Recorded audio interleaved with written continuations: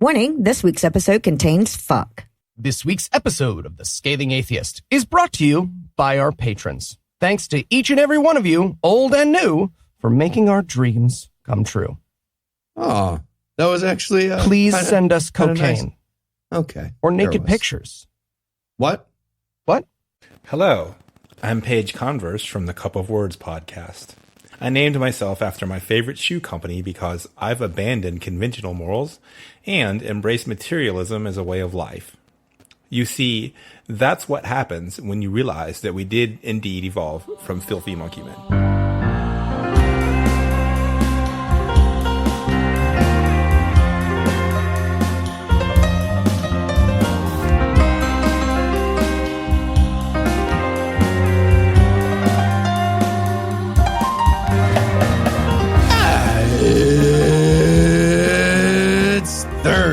It's May 30th. And it's my bucket has a hole in it day. Is what? Why? No idea, but I Why will would we literally have that? never think about anything else ever again. I've no illusions. I'm Eli Bosnick. Heath Enright. And from Ted Cruz's New Jersey. What? No. Well, the bell. Cincinnati Swing State. And Good Husband, Georgia. This, he went to Princeton, is the Scathing Atheist. On this week's episode, Ben Carson is pretty sure trans people can turn into cars so they don't even need to be at a homeless shelter. Ken Ham's Ark Park finds out their insurance has a very large deductible for sweet, sweet irony. And Alabama will make an exception if you promise only to abort the gay fetuses. But first, the diatribe.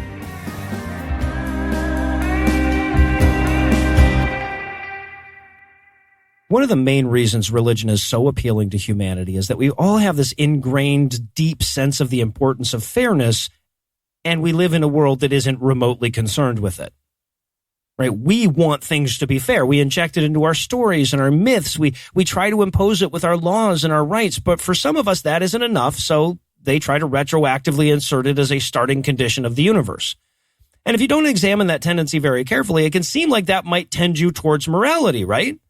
If we convince ourselves and one another that the universe is just, it'll push us to be more moral because we're going to know that if we act out of accordance with justice, a divine retribution will counteract that in the future. But humans long ago learned why this falls short. Hell, the oldest book in the Bible, the book of Job, is all about that. It's all about how bad shit sometimes happens to good people who don't deserve it. Now, of course, Job recognizes the problem, but it falls way short of seeing the solution. Right? The hypothesis it offers is that there is some kind of divine fairness and justice. We're just too feeble of mind to comprehend it. At least that's what it says if you read Job generously, and I'll admit it's hard to be too generous with a book that has God bragging about opening the doors of Leviathan's face in it. But in a lot of ways, it's just a verbose rewording of God works in mysterious ways. Of course, the presence in their own book of a counterargument doesn't stop Christians from clinging to this belief about divine justice and fairness, just like the guy who says that God works in mysterious ways doesn't hesitate to later tell you what God would do given conditions A, B, and C, right? And so, comforted by this delusion of universal justice, they can ignore the plight of everyone but themselves.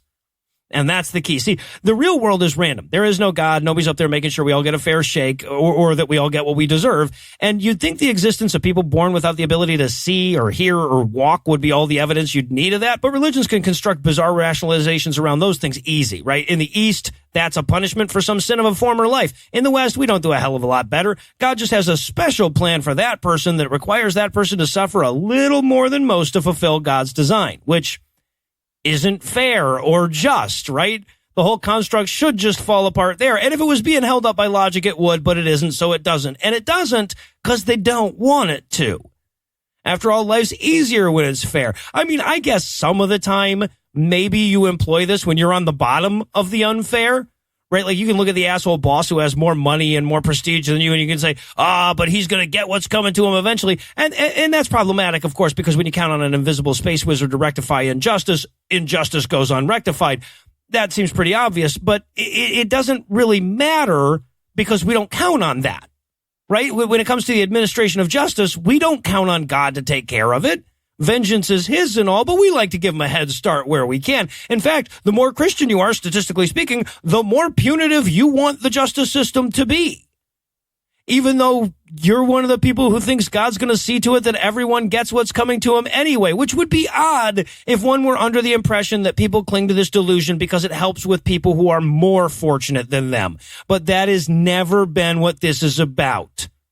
Right? Ultimately, the slights against us, the injustices that we're on the receiving end of, those are too heavy to move with this flimsy theological broom. We seek retribution for them regardless of our religious beliefs. But the slights going the other way, right? The ones where we have the unfair advantage, those ones are way easier to sweep away. That person who has less intelligence, less education, less money, less loving family, and less physical abilities than us, sure, they got it rough now, but you know, God's got a plan. He's going to sort that out eventually. And in the meantime, I might even buy him a coffee or donate to the shelter they live in. And really, you know, that's more than I need to do because God's going to take care of it anyway. And he must have done all of this for a good reason, must have a purpose in letting him suffer so much. So I'm really going above and beyond by even giving a shit. And I'm going to be honest, look, I'm sympathetic to the need for this bomb. I am a ridiculously privileged person. I mean, I'm white, straight, cis, male, American, so there's all of that. But beyond that, look, I was born to two parents that loved me and took care to educate me. I've been pretty much healthy all my life. I was lucky enough to meet an amazing woman early on in my life, marry her, and live happily beside her for decades. More often than not, I've had jobs that I really enjoy that paid me enough to keep the lights on. Hell, I'm 43 years old. I still have my hair, and I can eat all the ice cream I want without getting fat. It's not fucking fair that I have it this easy. And then I look out my window, and I see this broke-ass, jobless town where the median household income is $27,000 a year. So given all that, it's hard to look around at all the people less fortunate than myself and say, yep, system seems to be working just fine. I can afford to take a vacation in California with all my best friends, and somebody in this town can't afford their insulin. Looks like we've nailed society, and now I can enjoy all these advantages guilt-free. And that's where God comes in. Right? God is rarely enough when it comes time to say, well, I guess I'll just have to suffer with the pain of my disadvantage. But he's plenty enough when it's time to enjoy the advantage you have without all the attendant guilt that should come with it. And that's always been the problem with God in a nutshell, isn't it? His myth is never quite strong enough to get you to the answer you don't want to hear, but it's always strong enough to get you to the one you do. They're talking about your Jesus. We interrupt this broadcast to bring you a special news bulletin. Joining me for headlines tonight are the Lucky and Ned to my Dusty, Heath Enright and Eli Bosnick. Fellas, are you ready to get this show amigoing? Chip, nanny! For the listeners under the age of 40, The Three Amigos was a movie about three white actors yelling, "Ay caramba," and how that was a movie in the 1980s. Thank you. And I ended up being Martin Short, which I'm not happy with. Hey, at least I took Chevy Chase on myself, right? I wasn't going to do that to you guys. So many women have said the same thing. Not really. In our lead story tonight, religion is destroying marriage. I mean, look, I don't really give a shit if marriage lives or dies because my relationship with Lucinda isn't defined by contractual obligations anyway. Braggy. But it is my understanding that a huge swath of this country gets crazy exercised about this shit. So, you know, rabid defenders of marriage that are only in this for the sanctity of this storied social institution and totally not because they hate gay people. The state of Alabama is a governor's signature away from doing away with state marriages altogether because of religion. What the fuck? You know, sick balls, Chopper. Great. Senate Bill 69. Gay people are coming. Everybody lick all the marriages. Lick them real fast. Yes. It really is Senate Bill 69, by the way. Is it really? Make up the number on that. I feel like this is only because the governor of Alabama can't make us eat a whole bag of marriages. Am I wrong? Yeah, right. We'd have to smoke the whole pack. So, yeah, this is the latest compromise between bigotry and stupidity to come out of the nation's forced birth capital. Apparently, a bunch of Alabama probate judges were going to have to learn a whole bunch of new endings for the "I now pronounce you" sentence, and that freaked them the fuck out. So instead of saying, oh, good, because non-bigots are better at judging anyway, like a good state would, Alabama sympathized with the bigotry and decided the only solution was to do away with state marriage licenses altogether. The bill, which has already passed through the Alabama legislature, would take away the requirement for a marriage ceremony so that a judge doesn't have to endorse the marriage, and instead couples would just pay a recording fee, not a marriage license fee, and the state would file away a thing that says, sure, married, whatever. We don't care. Yeah. St. Peter's all about the technicalities and loopholes. That's He'll the be good totally thing, cool with this. No, you guys are fine. You must be sleeping so much better now. You're all going to heaven. You're doing God's work. Well, yeah, because now this means that the next level of Christian fake oppression is going to be Kim Davis 2.0, whose morals won't allow her to click a box on her government-issued 1995 Dell computer. Yep. Yeah, exactly. And look, I can think of 100 really solid reasons for a state to actually pass a law like this. Right? Like, there's a host of good arguments about why the state. Yeah, there you go. No, but like the state and the federal government shouldn't be any more involved in marriages than they are in any other contract. But Alabama was careful not to put forward any of those arguments and instead hung this on one of the thorns sticking out of Kim Davis's crown, justifying the move with references to the religious reservations of the probate judges in question. And Jesus said to the Pharisees, fine, nobody gets any salvation. I hope you're happy. He literally did, though. Oh, shit, he did. He literally did. That's right. Exactly what happened. So, they were asked to desegregate the water fountains, so they did away with water fountains. Yeah. This is like, hey, the health inspector's coming. Throw out literally all the food in the restaurant. Yeah, right, and we'll right. pass. And that's literally how every restaurant I worked at handled it. That's good to know. So bad. They're just throwing it in the garbage. Afterwards. Don't check the garbage. They turned the supposedly sacred rite of marriage now into the equivalent of the forms you have to fill out at a new fucking doctor. And once again, the substitution game works perfectly well if you substitute the term sincerely held religious belief for bigoted spite. Ooh, make it spite. And in transient living news tonight, Joe Biden is an uninspiring dino stooge with a hugely problematic history, both personally and professionally, which is why I have installed a voting lever in my home so I can practice voting for him if he wins the primary anyway. Oh, that's a good purchase. Yep, and I'm pleased to announce I recently managed it without biting through my mouth guard and cracking my teeth. So, good progress. Yeah. Oh, man, Joe Biden. Remember when he was just a mascot to whiten up Obama? Standing next to him. And, even though Obama was so clean to begin with. Yeah, but then Biden was there. It was fun. And then, like, at the end, he was just, like, booby-trapping the Oval Office before Trump got there and smiling about it. Yep. And Obama was like, Joe, come on. And then he was voting to overturn Glass-Steagall and deregulate banks and silencing Anita Hill. Fuck! Okay, can you send me one of those levers, Yeah, too? I'll send you one. And a mouth guard? On I'll Amazon. need a mouth guard? Can't get you that. Come on. But we did get a reminder of why that practice is so important this week when the Trump administration announced that it's now going to allow federally funded homeless shelters to deny services to trans people. See, there's the trick, guys. I don't remember when Joe Biden did that. See? He didn't do that. It's true. He did not do that. Nope. He didn't, and he wouldn't. So the policy in question is the Equal Access Rule, which was established in 2012 to, quote, ensure shelters and programs do not discriminate on the basis of sexual orientation or gender identity, end quote. And while Housing and Urban Development Secretary Ben Carson assured House lawmakers there was no plan to change or alter that policy, he thinks a mortgage is a kind of shotgun, and so it turns out he's also a liar. It's the thing. So... Right. Plus, he could reclaim his time and alter the past at any moment. So you never know. Do you mean gauge, like a shotgun? Mort gauge? Yeah, that works in the typing, because I was like, maybe, mort No, it gauge. doesn't. It doesn't work in the typing. So I thought if I mispronounced it. That, yeah. But I feel like Ben Carson's best defense here is that nothing he does rises to the level of cognition required to truly be lying. Yeah. Yeah, it's like those studies they did on babies. So, according to the abstract on the Office of Information and Regulatory Affairs Office of Management and Budget website, which Eli peruses regularly, obviously, the new policy... Clunky title. Yeah, really, really clunky.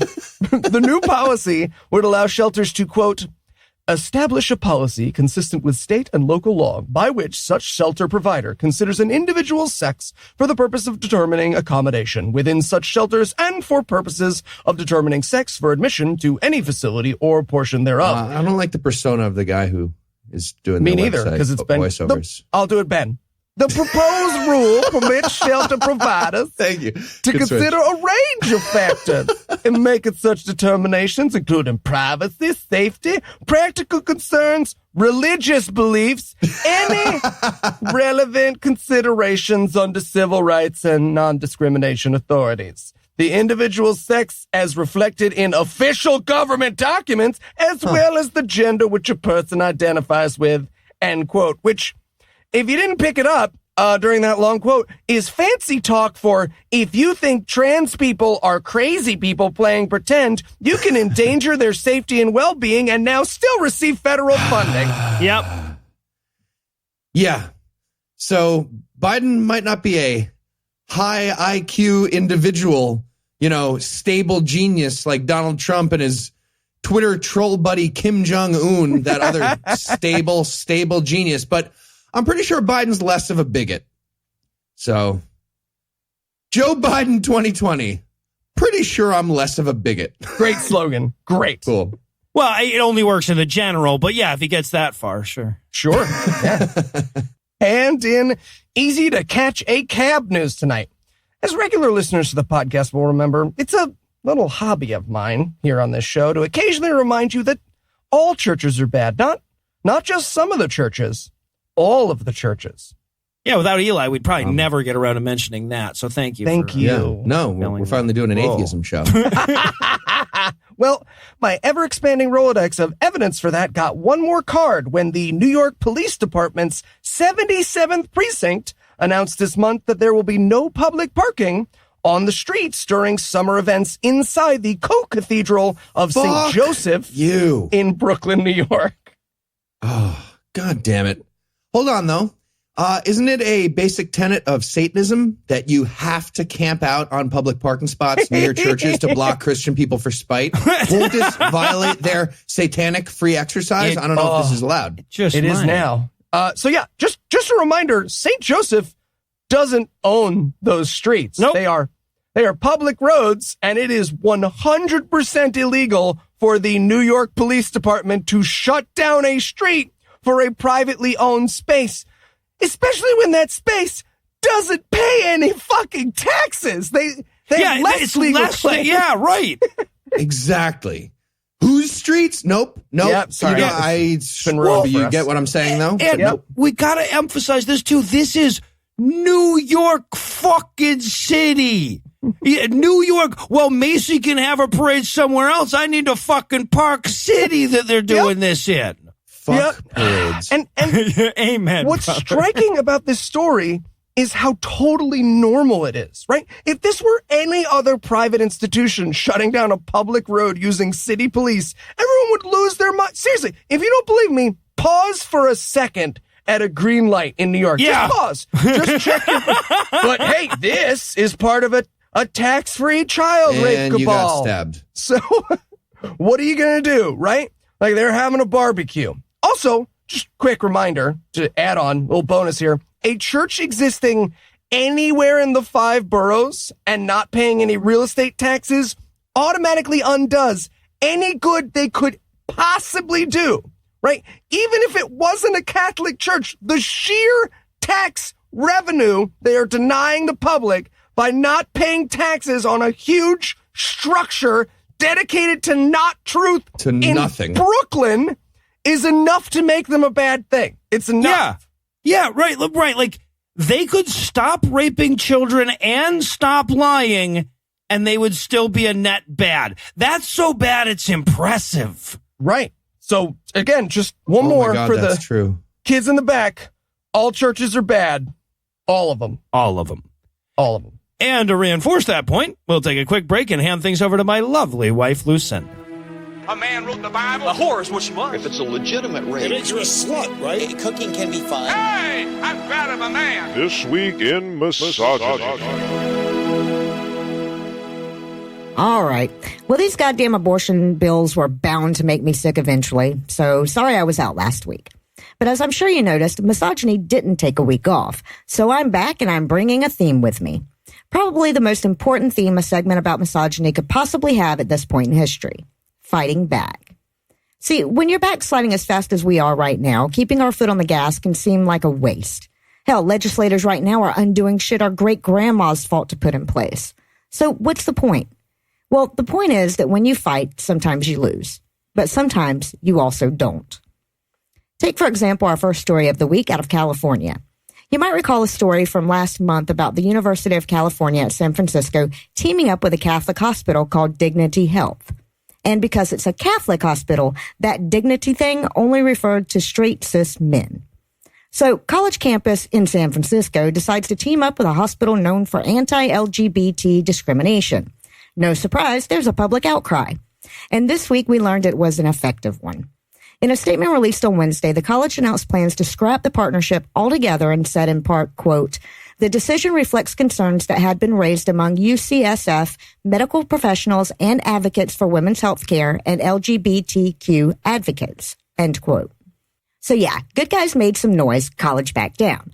But what if you're not in a liberal state like California? What if you find yourself fighting injustice in a red state shithole like Indiana? Well, in that case, you might need some help. And for that, we'll have to turn to the Satanic Temple, which is now an officially recognized religious organization according to the IRS, and thus entitled to RFRA exemptions. And wouldn't you know it, Indiana has a damn expensive RFRA law. So yeah, the Supreme Court upheld an Indiana law that would require the cremation or burial of fetal remains in yet another effort to make the procedure more onerous. And despite the law serving no secular function, and in fact serving the opposite of that, the SCOTUS decided it was okay. But according to the 7 tenets of the Satanic Temple, one's body is inviolable, and non-viable fetal tissue is part of the body of the woman who carries it. And since religious people don't have to follow laws, women in Indiana are encouraged to join the Satanic Temple at their earliest convenience. But that can't work for everybody. After all, the Satanic Temple can't be everywhere fighting every fight. So what can a woman do when there's nobody to help and no liberal government to step in? Well, for that, you might just need the power of boobs. And this leads to my favorite news story of 2019 so far. Not that there's a lot of competition for that honor. It comes to us from Israel, where hundreds of ultra-Orthodox Jews clashed with police in protest of a song contest being held on the Sabbath. Because that's the kind of stupid shit that they think is worth blocking streets and attacking cops over. So they made a general nuisance of themselves until a couple of women in the crowd realized that they had the solution hiding right under their shirts. So they took them off, obligating all of the Orthodox protesters to flee in terror from the sight of an exposed bra. And now that everybody's feeling good and empowered, I'll kill the mood by handing things back over to Noah, Heath, and Eli. Thank you, Lucinda. And in the whole vagina guards news tonight. What? Pope Francis white male just can't stop comparing abortion to hiring a hitman, which is weird when you're the head of an international crime syndicate, right? Like calling someone a bad cook when you work at Ruby Tuesdays.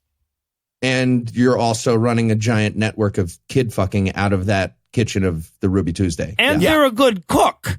Right? Like it's like the pot calling the kettle black if the kettle wasn't black and the pot was raping a teacup. Nice. I like that. Festive. Now, and a human child. Some of you might be thinking, wait a second, did Eli surprise Noah with another vacation? And did he alternate sitting by a hospital bed and doing his full-time job for a straight month again? I think I've heard this story, but no, Noah's fine. He got most of last Friday off, so he's actually great for like 2 years. Well, most of last Friday afternoon. Yeah, so this story is familiar to you because he got in trouble for saying the exact same thing last October, that abortion is like hiring a hitman. All right. Now I just want to see the staff at Planned Parenthood all dressing up like Assassin's Creed to fuck with the protesters. Just parkouring fresh in their head. Just always dropping into a pile of hay by the front door when they arrive, somehow like dropping off a tower. See, I was going to go Jules and Vincent, but I was also thinking of the wonderful costuming possibilities at Planned Parenthood. Oh, were you thinking? I am never thinking blackface, if that's your question. Okay, that was definitely his question. It was, yeah. So, given the amount of time he's brought this up, and, because he's the good Pope, I have an alternate theory I'd like to propose. Maybe anti-disestablishmentarianism is just like putting feelers out for hitmen. You know what I'm saying? Dude has a lot of witnesses he needs to silence. A lot. I gotta say, I've never hired a hitman or gotten an abortion, but I feel like they'd be wildly different tasks, right? At least in terms of the number of insurance forms. I feel like it would be a distinct kind of thing. Not legality in Alabama, but insurance forms, definitely. Right. And in No Fucks to Give news tonight, one of the drawbacks about being a vocal atheist is the knowledge that if there turns out to be a Christian heaven after all, and by some clerical error or technicality, we wind up there when we die, we have an eternity of I told you so's to suffer through. Of course, until now, we've been able to console ourselves with two equally comforting facts. First, the likelihood of the Christian religion turning out to be right is orders of magnitude smaller than the likelihood that a stray bacteria in the mayonnaise will have evolved into a hyper-intelligent ooze bent on world destruction, and I still don't hesitate to open the mayonnaise. Secondly, it would be heaven, right? So the people who are saying, I told you so, would be doing so from the next spot over at the blowjob fountain. Plus, those people would have spent their entire lives not enjoying all the, mixed fabrics and weird fuck stuff. So I'll be saying, I told you so about the fabrics, about the mixed fabrics. Also, we literally had fun for infinity plus however long we lived. So we win. Yeah, we win. Well, but see, here's the thing. It turns out that we can't take as much comfort from the latter bit as we thought, because we learned from Christian writer Greg Morse that there is no sex in heaven.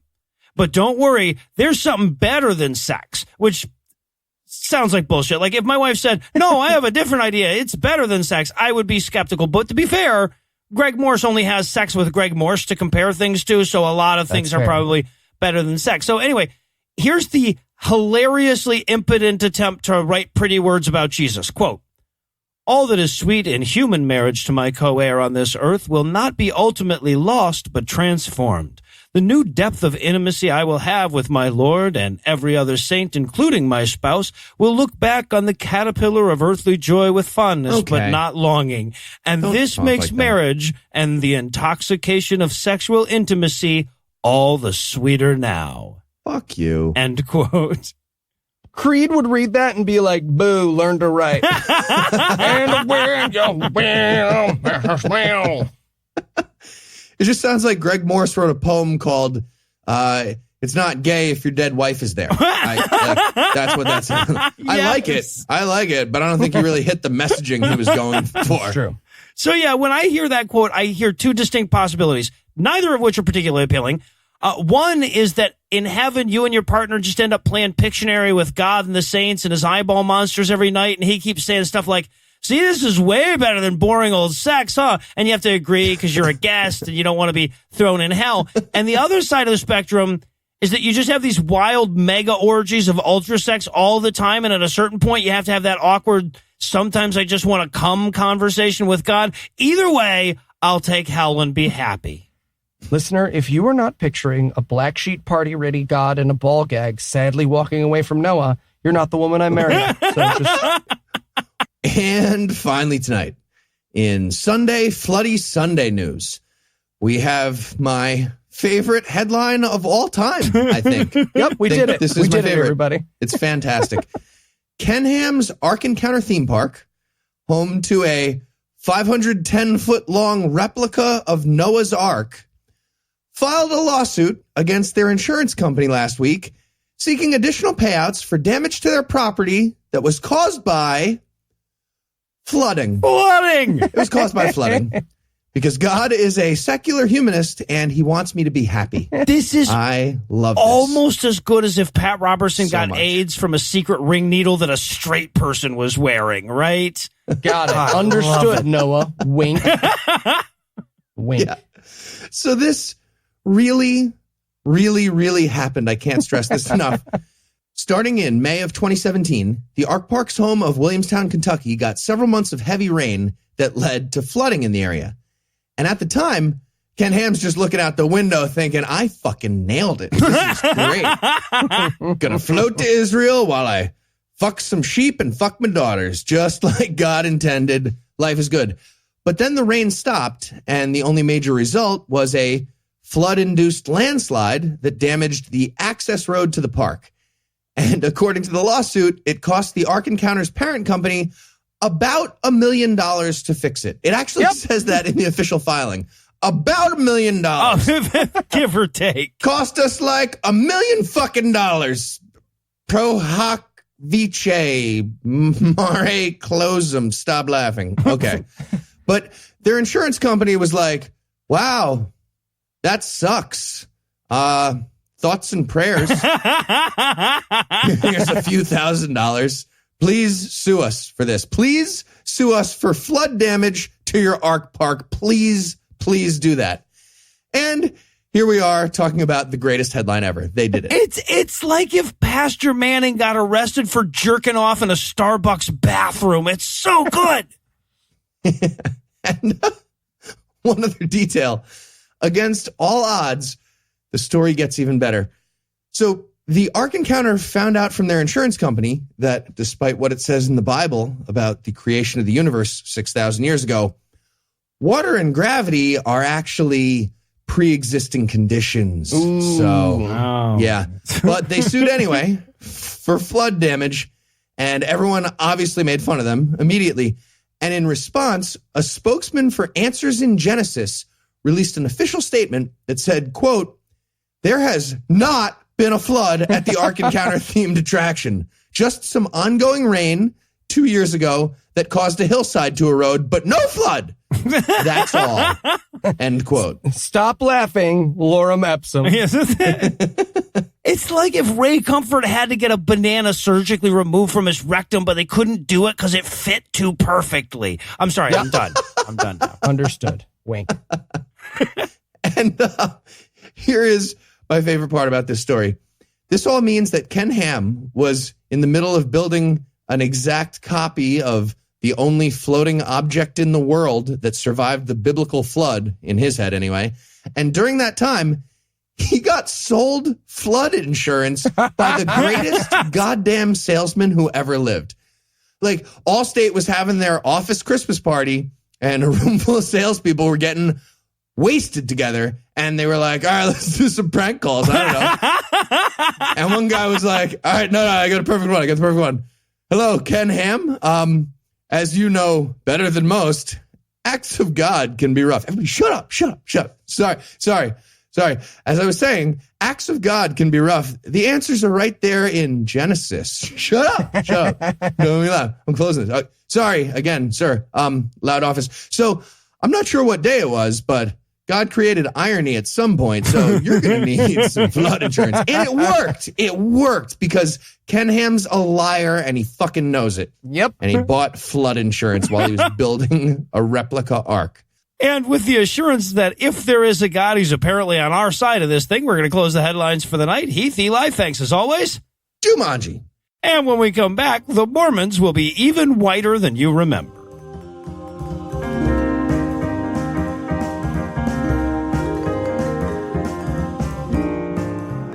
Over on God Awful Movies, we're about to kick off Mormon Movie Month in June, but coming off a blaxploitation movie as we are, Mormon movies were seeming a little shorter than we like them. So in honor of Mormon movies not being quite as long as some other people's movies, we're pleased to present another edition of God Awful Minis. So Heath, tell us, what will we be breaking down today? We watched Where No Flag Burns. It's the story of Brigham Young University, where Dunning-Kruger meets eugenics. It's a lovely place. And Eli, how bad was this mini? Well, if you love pyramid schemes, but you wish they came from Nazis on Twitter, you will love this movie. It's kids these days don't even want to trade their money on promises, damn it. The movie. Yep. Yeah, right. No, that's the opening of the fucking movie. Kids these days. And I wrote it down in my notes as kids these days. Old people during all the days, right? All the days. Yeah, so they're opening up on these scenes. What they want is scenes of hippies rioting, right? They're like subversive activity and rioting and everything. But what they actually show us is peaceful protesters being beaten by police officers. Yep. Yeah. Footage of cops beating the shit out of peaceful protesters. That's seriously what's happening. They're just like, all right, we're going to come right out and say it. The bad guys in our movie are the Students for a Democratic Society. Yes, and the good guys are the ones dragging them around by their scalps. Democracy? Really? Boo, nerds. Yeah. Look at these heroes instead in riot gear, shooting tear gas and clubbing these academic terrorists. You know, your arm gets really tired when you hold a hose that long, so... Watch as our intrepid hero is forced to drag a woman by the hair. This hurts him more than it hurts her. We literally watch a woman dragged by her hair by the, quote, good guys in this movie. Yeah, right. Well, they're demonizing the woman being drugged by the hair. And I love the demonization, too, because it's so fucking random. He says, subversive activity, rioting, and destruction of university property. Yeah, violence plus that graffiti ain't going to come off with one scrub, y'all. Someone has to be paid to do that. I loved that chair. Now, what do you think is causing all this? Probably atheism? Yeah, right. No, yeah, it comes up and it's like, normal law-abiding citizens worry about the lawlessness and the atheism of it all. Wait, what? Hold on, what? Also, we should point out that this is the only BYU-made film that didn't begin with a, by the way, we don't believe any of this shit anymore warning. They are standing by where no flag burns. Yep. So the message we have so far, Martin Luther King is a bad Christian. Yeah. Wait, that feels wrong. No, we're leaning into it. Next scene. Yep. Go. That's what we have so far. If he was good, he'd be more delightsome. But luckily for us, there's a lot of riots and a lot of hippies and everything, but there are still overwhelmingly white places in America, too. Welcome to Brigham Young University, where you can tell nobody's rioting from these aerial shots of Provo, Utah. Real quote, like a fresh breeze out of the West. Yeah. Also real quote, founded by the top patriarchal man. Yep. Brigham Young, a beautiful patriarchal man who founded the university. They actually say that. And then it's like, watch as all these women stay in their lane. Just watch. Yeah, right. And they're showing us women, like, for a while. They're like, no, seriously, we're going to make you watch a bunch of this. Look at them being subservient. Look at them staying in their lane. Yeah. Look at these streets, our streets. Yeah, it's terrible. And he's talking about how great the students are at BYU, and he's like, he's not saying look how white they are, but he's hinting at it. And I love the part where he's like, and our students don't try to escape reality through fanciful trips on mind-warping drugs. And it's like, yeah, you're Mormons, your minds are pre-warped, bro.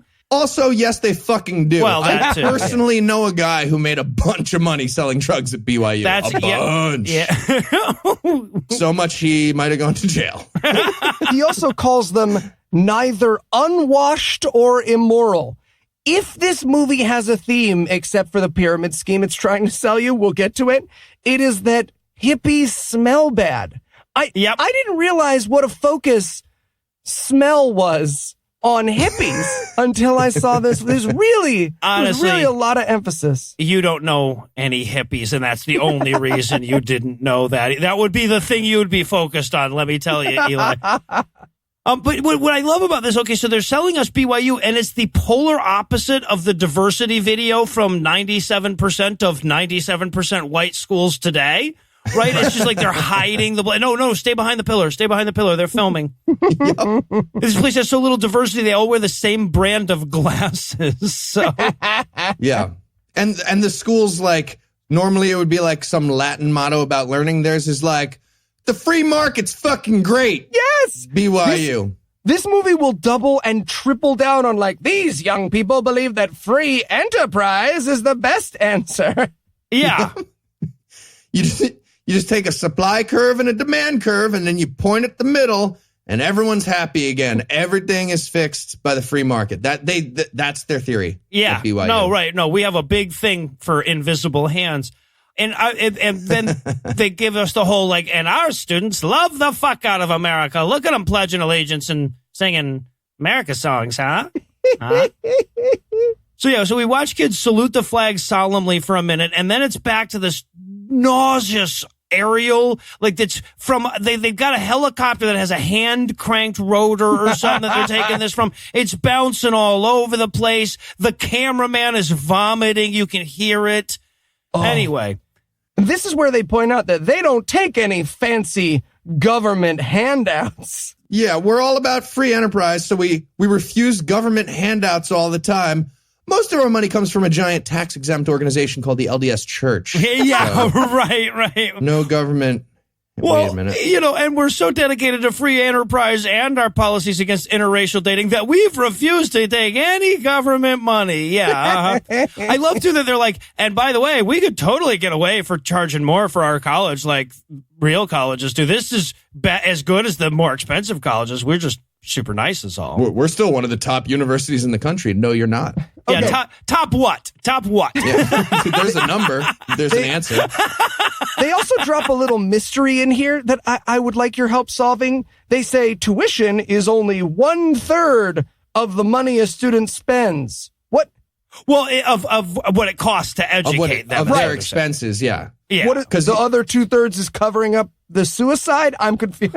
Segregation ain't cheap, ladies and gentlemen. Yeah, right. A lot more expenses to cover after that tuition third. Yeah. But yeah, that's when this thing reveals itself to be a BYU Kickstarter video, right? It's like, but we sure could use your money too.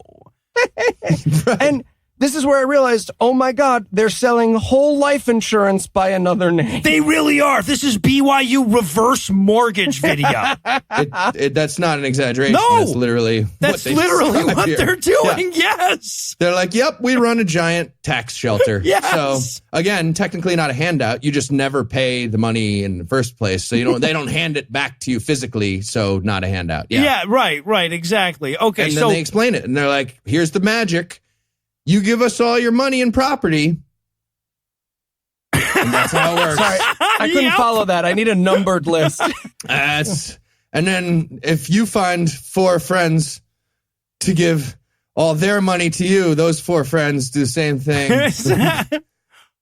Well, now that's very complicated. So to really understand this, we're going to need to get to know a down-home, hard-working rancher named something probably. Let's examine the humble farmer. A man with calluses on his hands and a wife who looks like old fruit leather. He's also a very sophisticated investor. His name is Willard Dirt Clump, the hay mogul. With a family-owned business valued at just $300,000 in 1916. Yeah, right. Just a couple bucks there. And boy, are they tired of their $300,000 in assets. But capital gains will eat them right up if they sell. Now, this is the movie's actual answer to that is like, if you sell all your property, you'll have to pay capital gains tax. But what if there were no gains? Literally. Also, during this montage, as they're explaining this, there's this tiny moment which I love so much. They're showing them working on the farm, and she brings him a glass of milk. And the look on his face is just like, milk? Really? You think I wanted milk right now? Or ever again? After just seeing it come out of that cow penis finger. Exactly. Thank you. Is that not crazy? Do you immediately drink the milk that you just moments ago squeezed out of a teat? Like, if you're a smelly hippie, maybe, yeah. But no, we pasteurize that shit. The vineyard owner trying a grape in the little, commercial for their vineyard. They have a little taste of the grape. I get that. But we're just watching fucking Wilford Brimley sucking straight from an udder, mouth right on it. That's weird.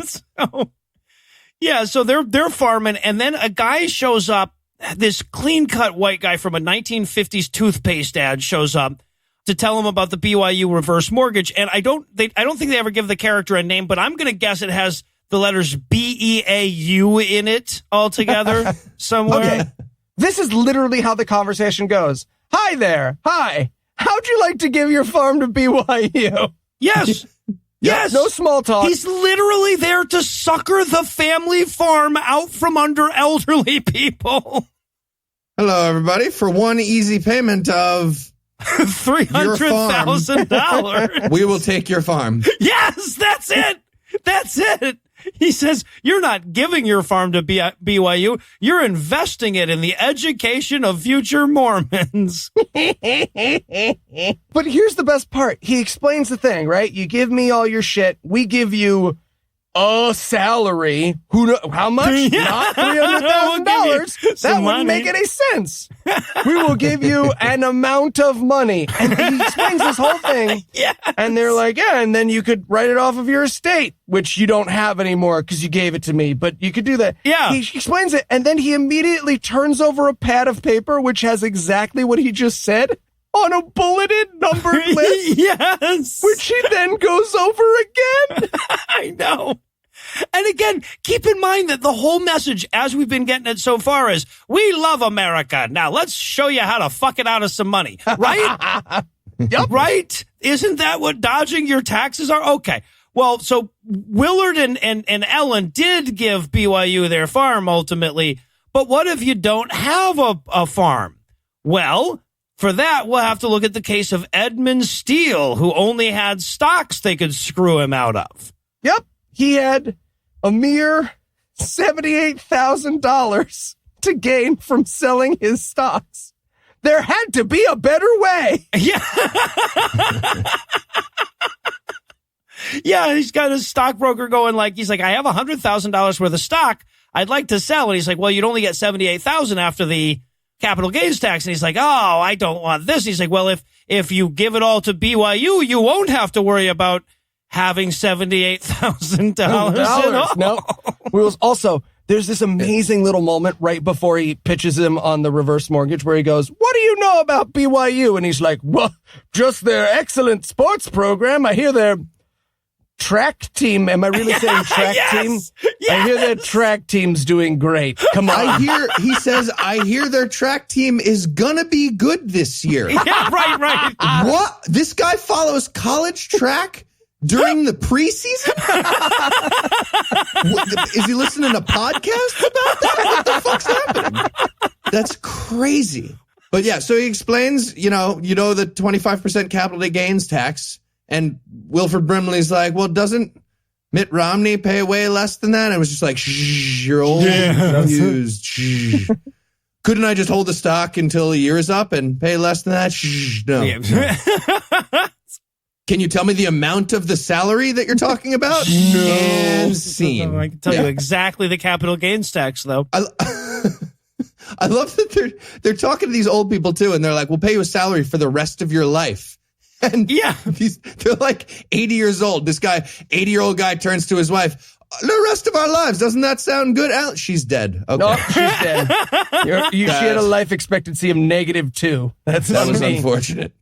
All right. So Edmund Steele did give his stock income to BYU. So you can do it whether you're a farmer or a stock investor. But what if you're a Jew? We have New Yorkers. Yeah.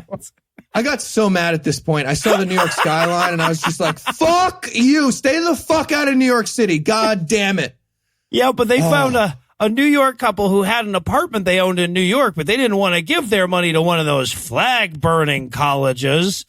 They were concerned by the anti-American attitudes of certain university professors. All right. None of those universities were founded by a person who actively warred against the U.S. government. Just gonna throw that one out there.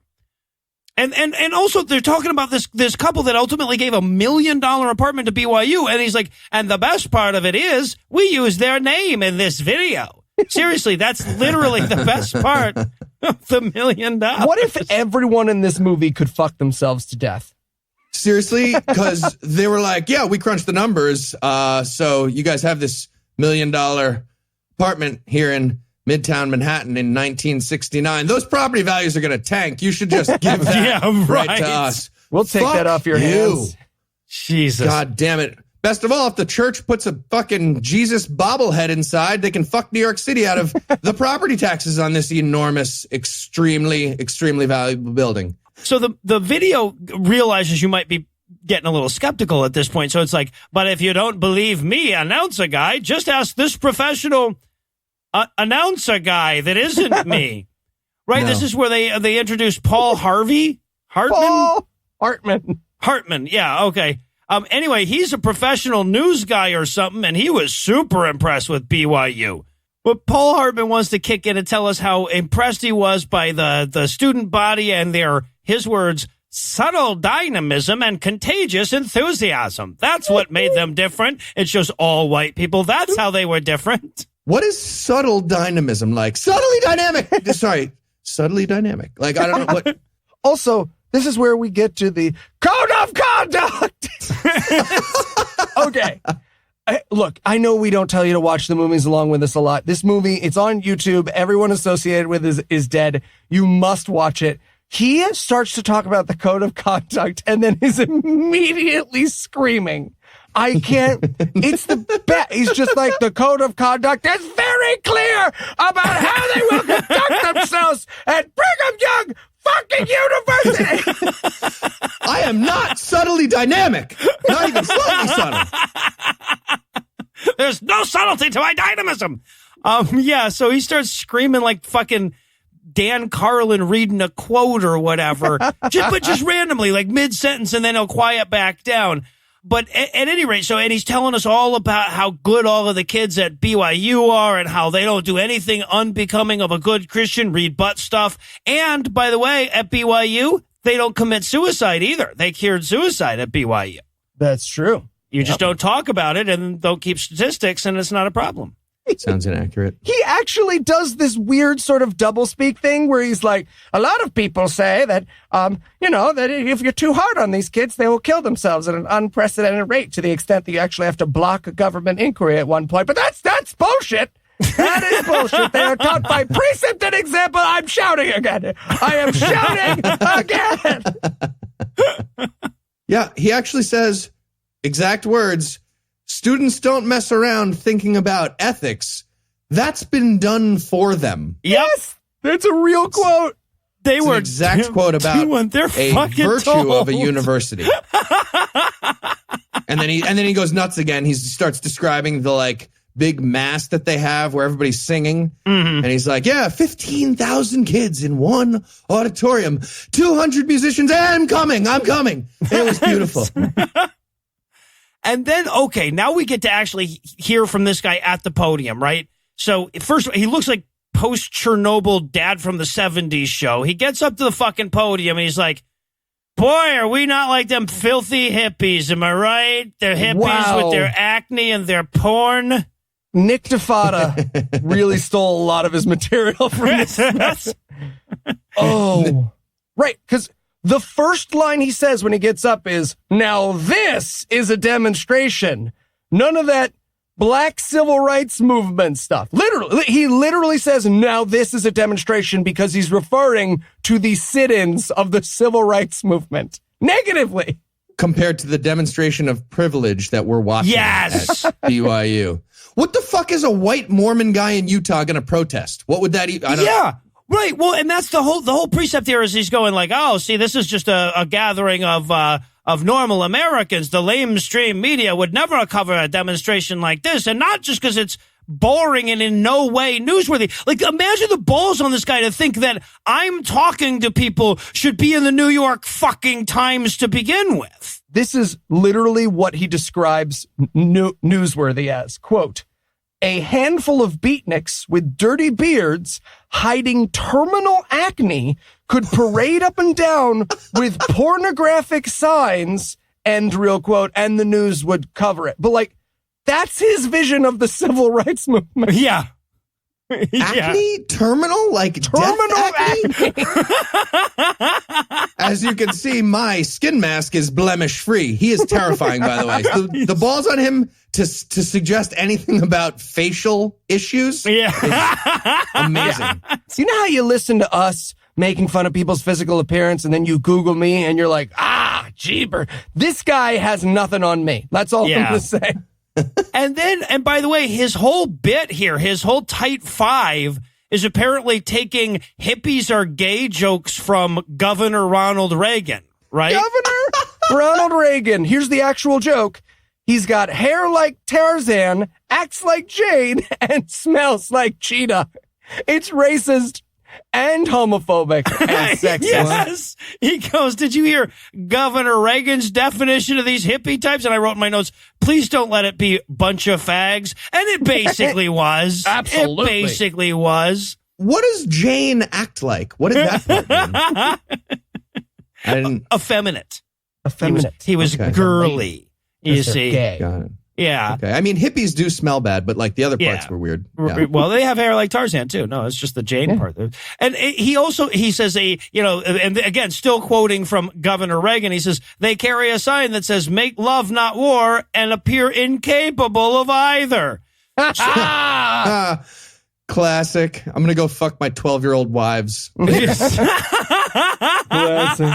We won't acknowledge that black people have souls for a few years, but I think we can all agree that Bernie Sanders can't fuck. But here's we're in the middle of a BYU pyramid scheme pitch, and it just stops to have a guy go, hippies, bunch of limp dick effeminate wimps, if you ask me. Anyway, back to giving us money, right? Like it serves no function. So, as I was saying, fuck the blacks and the gays. And now let's get back to some timeshares in Provo, Utah. Yes, yeah.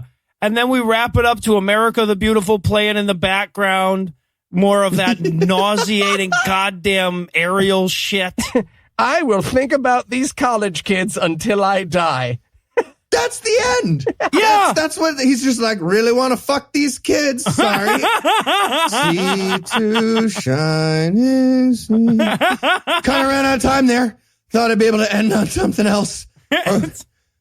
Out. Okay. Yeah, no, this thesis statement of this film is, we get it, Christians. You're scared of us, but you're less scared of us than you are of black feminists. All right, so I guess the closing question for this bit is obvious. If our listeners have $250,000 worth of cows that they're looking to come off of and they don't want to give the money to Uncle Sam or anti-science homophobes, what should they do with it? They should donate them at patreon.com/scathing atheist. Now accepting cows. All right, well, if you enjoyed that mini, be sure to check out the full-size variety over at God Awful Movies. And when we come back, I'll hyperventilate again.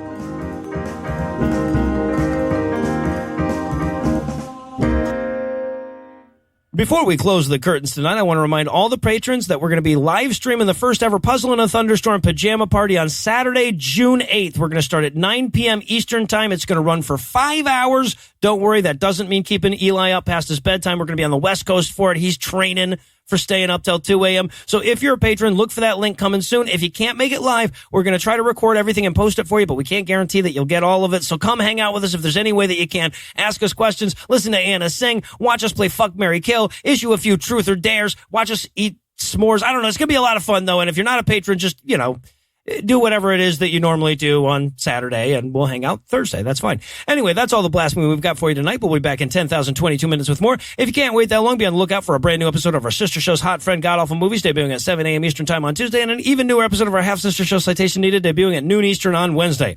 Obviously, I want to thank Heath, Eli, and Lucinda, who normally get individualized thanks, but I need to save room in the outro. You'll see why. But most of all, of course, I want to thank this week's best people. Biggest list yet. Here we go. Emma, Bevan, Evan, Revan, Taryn, Karen, Logan, Jason, Jasmine, Justin, Jordan, Lauren, Cameron, Susan, Mara, Proxy, Fox, Quiznos, Minutes for random quote here, Elizabeth, Timothy, Eli's wife, Mary, Down, Samantha, Holderness, May, more clothing than most, Chris, Rhonda, Greg, George, Kelly, Susie, Charina, CBZ, Elia, Dougal, Teresa, James, Terrence, Zach, Andrew, Paul, Sean, Shutter, Puppy, I'm a Good Citizen, Zacharias, Richard, Randall, Mies, Grace, Brandy, King, Torm, Two Finger, Joe's Bro, Officer, Kate, Jen, Hamapoto, Mistress, Esquipedalian, Marvin, and Ella, Commander, Riker, Slushes. I can't do it. I can't do it. We found one I can't do. I'm sorry. Here I go. Here I go. Second half of it right here. Commander Rikers, Luscious Spirit, Lefty Conspirator, Eric, Chad, Joey, Chicks, Michael, Jeff, Mayumi, Rachel, Nick, Chris, Hadari, Mac, Buck, Tucker, Adam in the North, Cosmo, Esteban, Travis and Emma, Dale, Vex, Malachite, Liasco, Michael, Ariel, Skystrop, Adrian, Danny, Kristen, Will, Soma, Daniel, Madeline, Kim, Tim, Carl, Ron, Adrian, Radical Liberal, Amanda, Max, 0119, Big Black Cockatoo, Zaki, the Heretic, and Landfair, Quill, Chin, Will, Goggery. Give me a fucking man whose generosity was literally too much for me this time. I am literally overwhelmed by it. I'm sorry. I tried a number of times and it's really hot in here, and eventually Morgan just gives up on me and he says, damn it, dude, just do it twice. So I had to do it that way.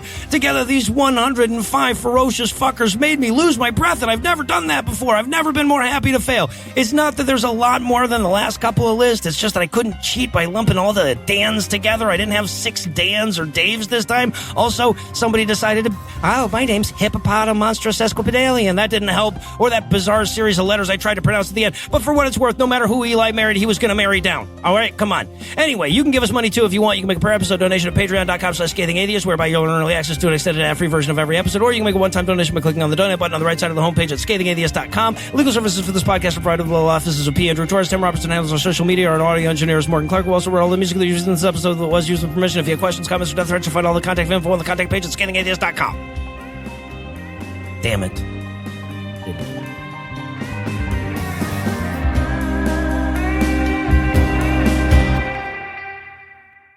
What's the Black Sheep Party? Google it on your own time. The preceding podcast was a production of Puzzle and a Thunderstorm, LLC. Copyright 2019. All rights reserved.